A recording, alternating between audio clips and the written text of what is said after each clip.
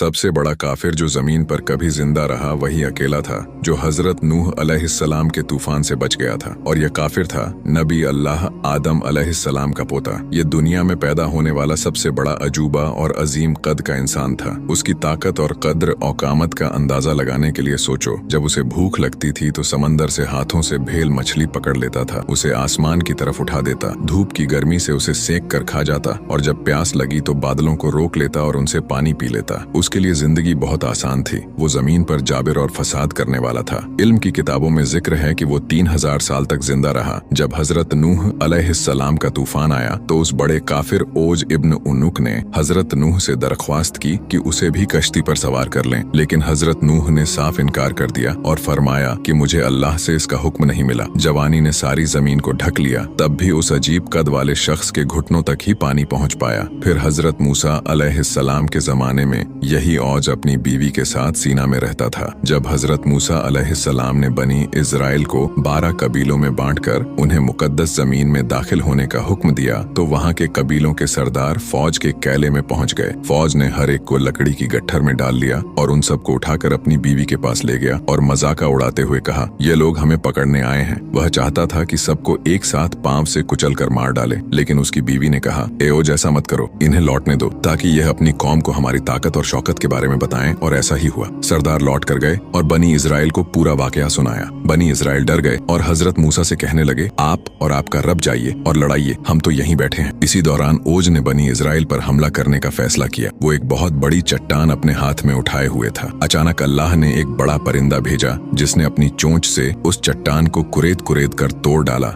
और वह चट्टान फौज के सर पर गिरी और जमीन पर गिर पड़ा। फिर हजरत मूसा अलैहिस्सलाम ने अपनी लाठी से उसे एक ही वार किया और वो उसी वक्त मर गया। ये लाठी आम लाठी नहीं थी, इसमें एक अजीम राज्य था। इसी लाठी ने बनी इजराइल को नजात दी। इसी से समंदर 2 हिस्सों में बट गया और इसी ने फिरौन और उसकी कौम को हैरान कर दिया जब वो बड़े अजगर में बदल गई थी। यारो कमेंट्स में लिखो ला इलाहा इल्लल्लाह, ये तुम्हारे लिए कल क़यामत के दिन गवाही देगा। यही है इस कहानी का नूर।